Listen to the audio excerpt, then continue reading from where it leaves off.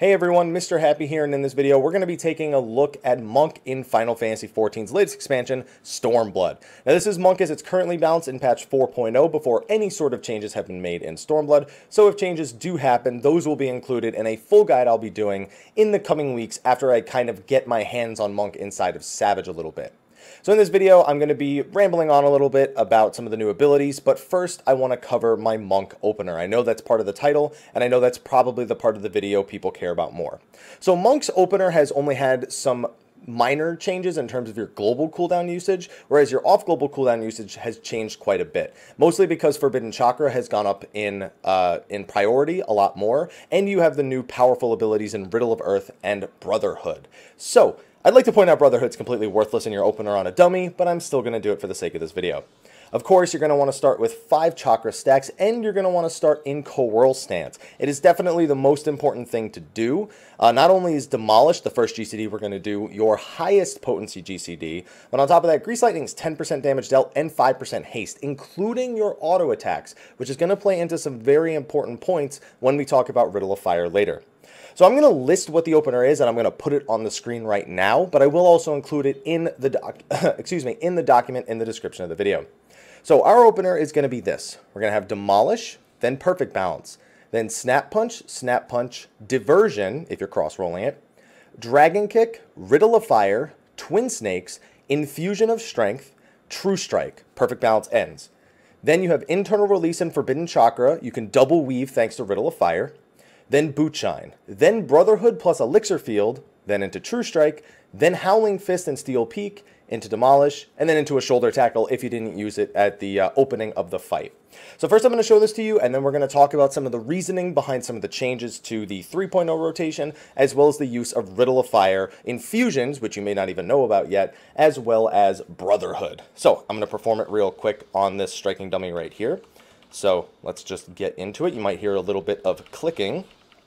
But I'm also not going to actually use the infusion because those are like 25k a piece right now. So we're just going to skip that part.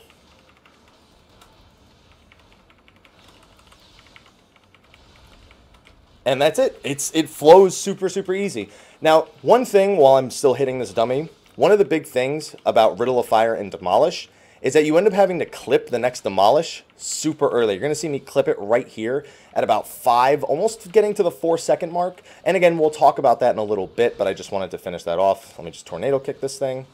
I actually got pretty lucky on my Forbidden Chakra stacks. I almost got a full second Forbidden Chakra right there. So that opener, there's a lot of explanation that's definitely needed there, because there's a lot of things that are done very differently from the way they were done in 3.0. So the first thing is you'll notice that during Perfect Balance, we didn't end with a Snap Punch. Now that was something that was very popular for a long period of time on Monk because you kind of needed it. You still had a touch of death, and Grease Lightning was only 14 seconds. So if you didn't end on a Coerl stance weapon skill, then you came kind of close to losing it in the end. Because we have 2 extra seconds on Grease Lightning now, and you don't have Touch of Death, you pretty much have all the time in the world. So why use a Snap Punch there when you could instead end it on a True Strike, something that is much higher potency during your Perfect Balance opener? So that's the big thing that changes right there. Other than that, it's pretty much all the same. So let's talk about our off-global cooldown usage. We don't have Blood for Blood anymore, so you don't need to worry about that. We also do need to talk about the use of off-global cooldowns. Thanks to Riddle of Fire, you can now get a lot more of them off in a much shorter period of time, instead of spreading one of them out per GCD. I'm sorry, my OCD was killing me. I needed to fill in that 5th chakra right there. So after the second Snap Punch is when Diversion. Realistically, that's not when a lot of the damage is coming out, but fitting it in later, even with the double weaving, gets kind of weird. So we want to get it in before we start talking about Riddle of Fire. So we Riddle of Fire after the Dragon Kick in our Perfect Balance. Now, I'm still a little bit torn about if that's the right place to use it. There's multiple reasons for that. For one, Riddle of Fire is long enough to get 2 Demolishes. So if you push it back 2 GCDs and push the whole opener back 2 GCDs, you get 2 Demolishes that have an Infusion. You get 2 Demolishes that have Riddle of Fire. And that may make for the ultimate better opener, delaying it like 5 seconds just to get that open. So I will leave that open as an option. But I feel like otherwise the off-global cooldown usage here is pretty on point.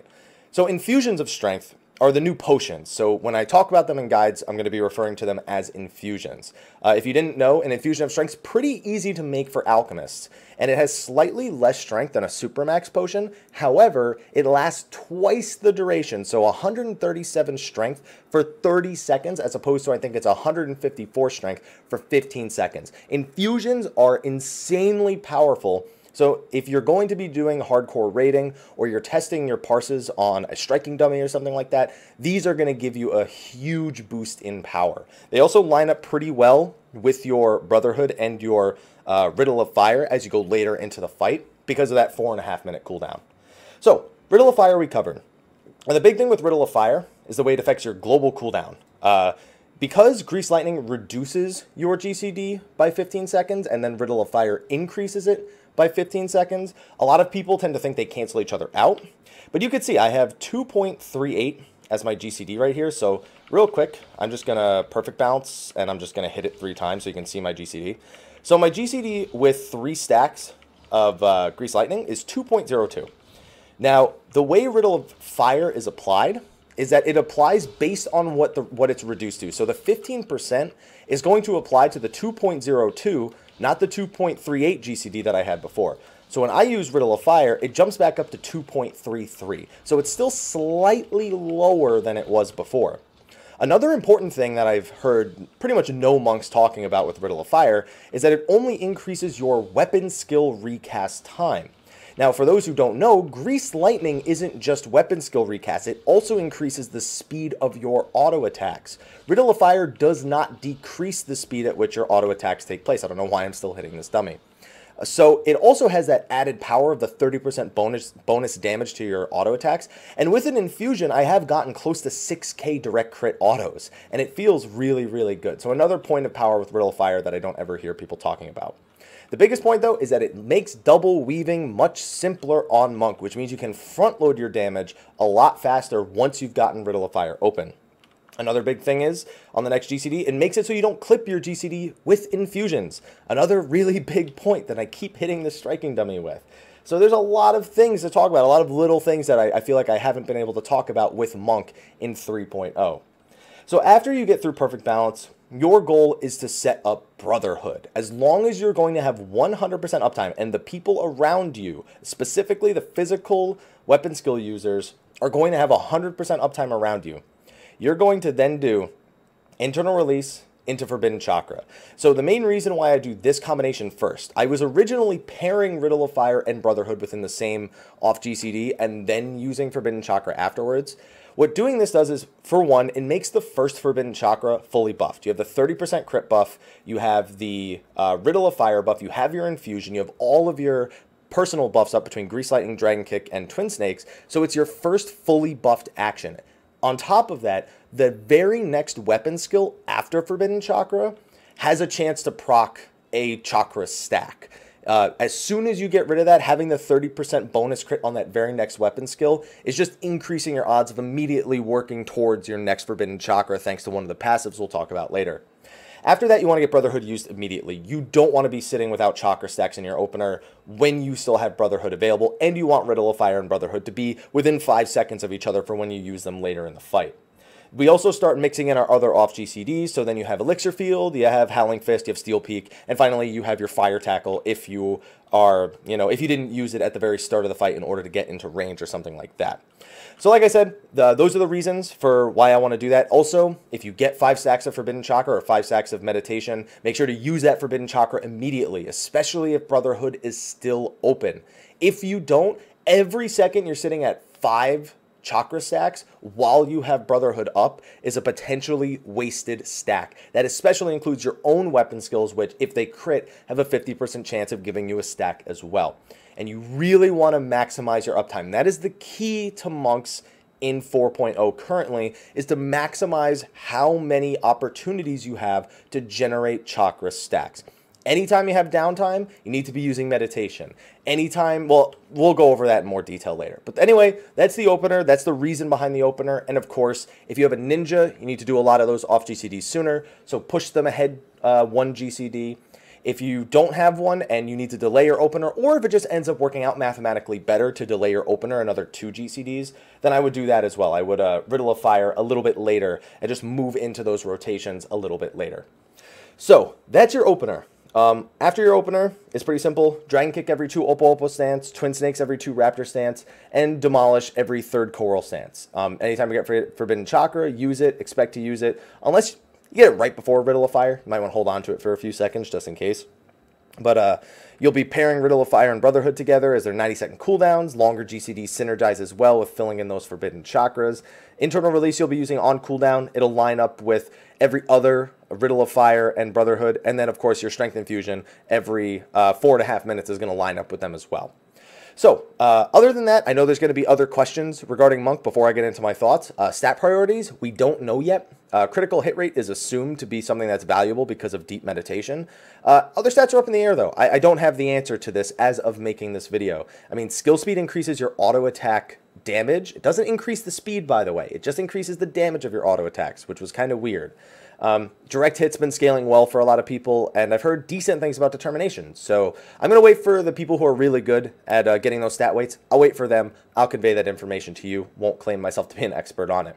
But I know another thing people want to hear my thoughts about are the new skills. And this is already going to be a long video, so of course I included timestamps in the description of the video. So let's get right to what they did to change Monk. What I like, what I don't like, and what I would like to see improved, which is not a whole lot. I think Monk is actually in a pretty decent spot, but it could definitely use just one tiny push, and I think they'll be in a right, proper place. So first, let's talk about the potency loss. From 3.0 to 4.0, they just cut 10 potency on every one of our GCD skills pretty much. One of the big trade-offs, though, is your TP is like infinite now on Monk. I've literally hit this dummy for like 10, 11 minutes, and I'll have to use Invigorate like every 4 or 5, and it's just, I can't even remotely run myself dry on MP if I'm not, you know, AoEing. If I'm AoEing or I just died, then obviously TP will be a bit of an issue, but otherwise it's like near infinite. And that also includes you have Riddle of Fire to slow down your GCD to get a little bit more TP. And then you also don't have as strict a Grease Lightning 3 timer, and you have all these extra Forbidden Chakras. I'm very willing to give up 10 potency as long as the job still feels good. But Square Enix, if you want to give me back the 10 potency, I'll take it. I'll take the 10 potency back.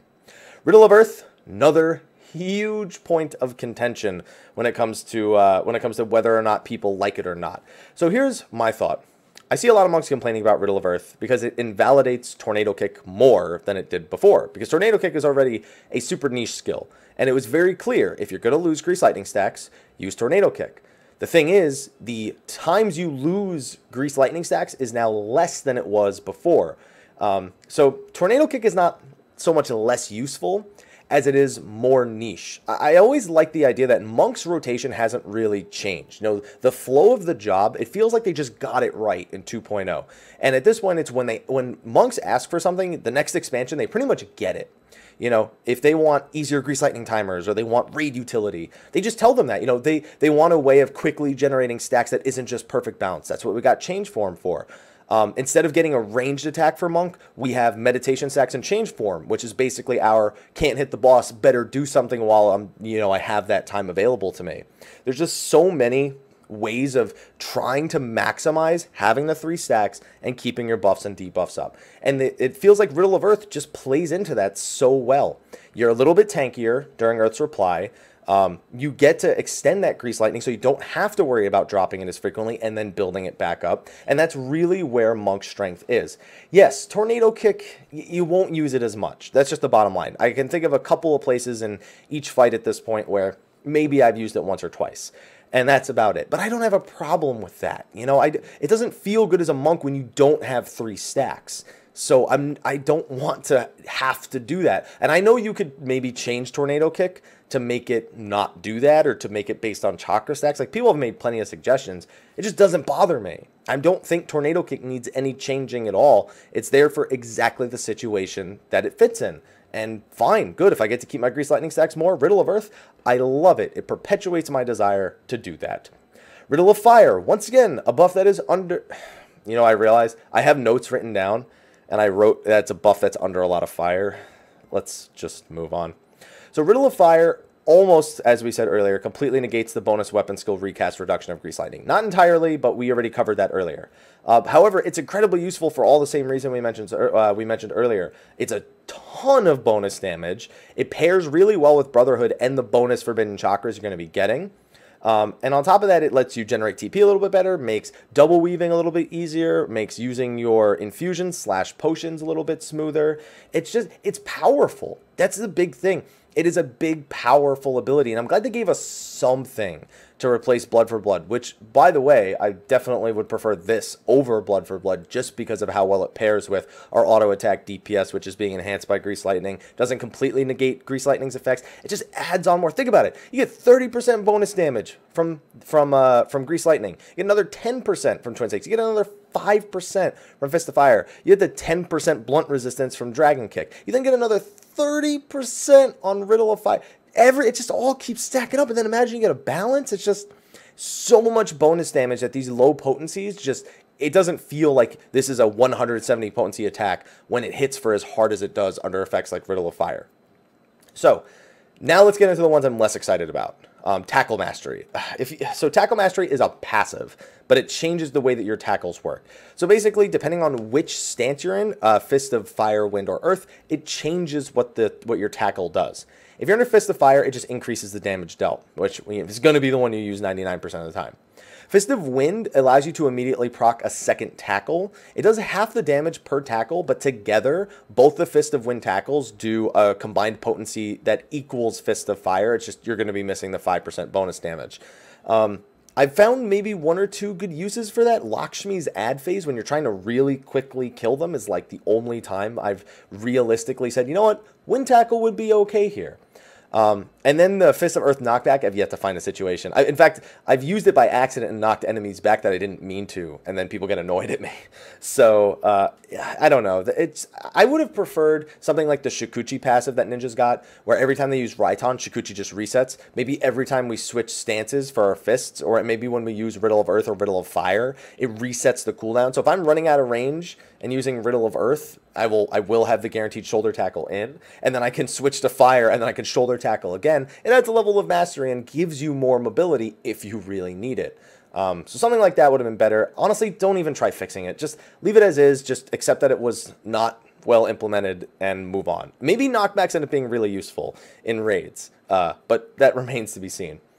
Deep Meditation, another passive, 50% chance a chakra will open when dealing critical damage with a weapon skill. This one's 50-50, more literally than it says in the tooltip itself, because a lot of the times I crit, I just don't get meditation procs. And then sometimes I crit everything and I get proc, proc, proc. You saw that earlier in this video where I got like 4 procs within my opener, pretty much, and I'm solo, so that means a lot.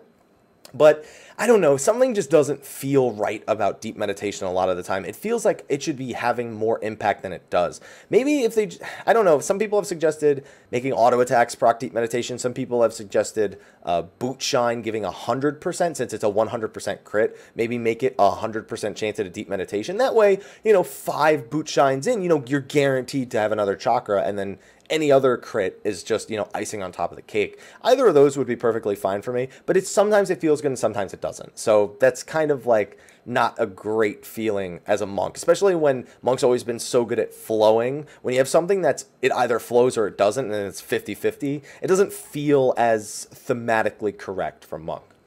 Then you have Brotherhood. Raid utility, great. Something that they wanted, awesome. However, Brotherhood feels like they looked at Ninja and they go, well, we can't just give them Trick Attack again. So let's give them something that stands out. It's unique. It has a very clear synergy, and it also feels really cool to use. So, and it's also very lore correct, which you'll understand when you do the monk quest. So it increases physical damage dealt by nearby party members by 5%. So that's the first thing. If you do not have physical damage dealers around you, it does nothing. Pretty much. I know in a lot of 4-man dungeons, I'll get like, a summoner, a healer, myself, and the tank. And pretty much in that scenario, only the tank is benefiting from Brotherhood. And then on top of that, the second effect is anytime a physical weapon skill is executed nearby with someone who has Brotherhood on them, it has a 30% chance of giving me another meditation stack. So in your opener, you generally get 2 or 3 forbidden chakras, which is amazing, by the way. But again, it doesn't feel good when you're in scenarios where you just don't have enough physical DPS users. The only thing I would really maybe change, and I'd take one or the other, is instead of physical damage dealt, all damage dealt, but the weapon skill portion is still the same. Like, even if it's going to give damage to everyone in range, still only make the additional effect proc off of physical weapon skills. I think that would be a little bit better.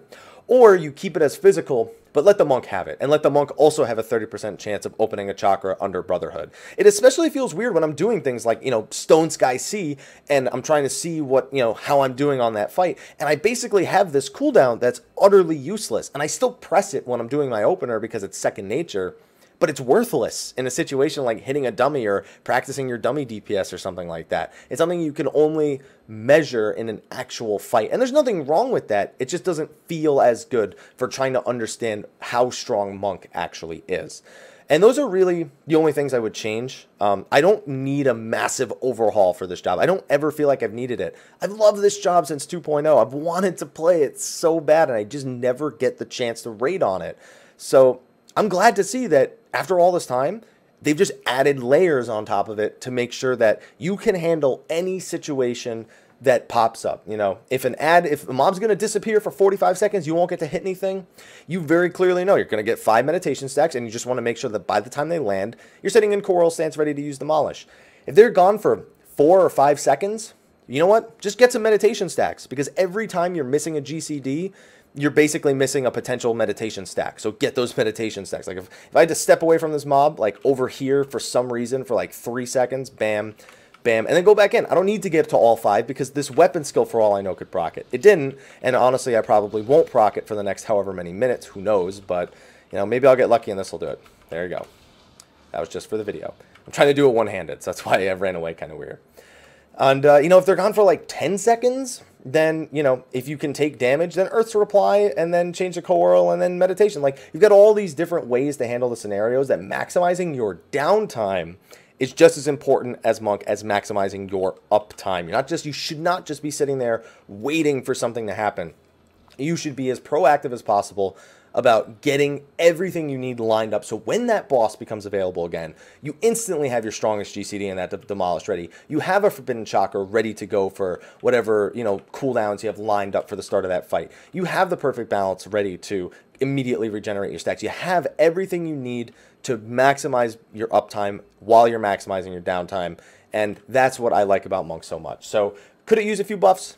Absolutely. I still feel like Ninja's clearly the better job between the two, and I think that they could be closer together, and I think that Trick Attack and the Enmity control that Ninja brings, even with all the new Enmity tools, is still adequately powerful enough to kind of people to power rank it above Monk. I think they could be a little bit closer and ranked equal with just a couple of minor changes, and I hope that we see those in the coming months or the coming weeks for Monk. But I know it was a lot of rambling. A lot of people have been asking for my thoughts on Monk, so I figured I would do a video in this style. I am planning an actual Monk guide, one that's edited, one that's more professional. So keep your eyes out for that, but I want the stat weights first. I want the stat weights, and I want to play the job in Savage, because I mean, how much can you really say you know about a job if you've done Susano and Lakshmi? And that's really the only content I can judge on 4.0. How much can I really say I know without doing actual endgame content? So I want to at least wait for those before I give something that is solid and I feel is a complete guide. For now, we'll continue to do these thought-style videos, however. So anyway, thank you for watching. Be sure to like, favorite, subscribe, and share. And stay tuned, because I will be doing these thought-style videos for jobs. Even if I'm not proficient on the job, I'll at least reference you to somebody who is. Samurai one, for example, going to be referencing Momo's guide. Absolutely fantastic guide. Some options to it, and someone who, they have a good track record of producing solid openers and DPS tips for other jobs. So there will be one example. I'll include that over in the Samurai video when I do it. Anyway, thank you again for watching. I'll see you next time, and until then, take care.